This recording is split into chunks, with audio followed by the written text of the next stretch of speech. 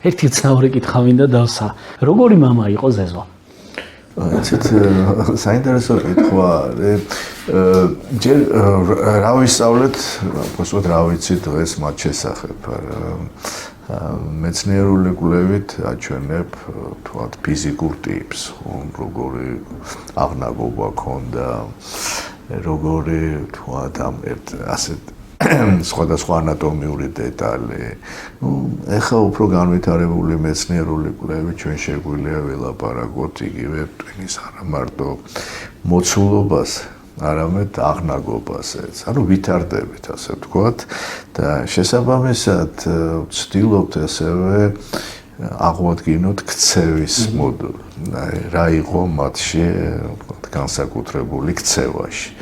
თვითონ ზეზოაზე მე გამიჭირდება თქმა, მაგრამ ერთ-ერთი აღმოჩენა, რომელიც მე ვიტყვი, რომ ძალიან დიდი აღმოჩენა არის თვალში, ეს არის უკბილო, ძალიან უკბილო ჰომინიდის თავის ქალა. და ეს აღმოჩენა, როგორც ანატომიური აღმოჩენა, არც დიდი აღმოჩენა არის, მით უმეტეს იგივე უეზეზო ადამიანს, მათი შვილის შემდეგ. მაგრამ მაინც მოხდა ყველაზე მაღალი რანგის სამეცნიერო ჟურნალებში, ასევე პოპულარულ. და რატომ? ეცეთ რომ ეს ჩვენ წარმოვადგინეთ, რომ ეს გახლავთ პირველი ნიშნები ადამიანური თანაგრძნობის. ანუ ეს ადამიანი, რომელიც იყო უკბილო და დაავადებული, უკვე შესწავლილია სხვა დაავადებები.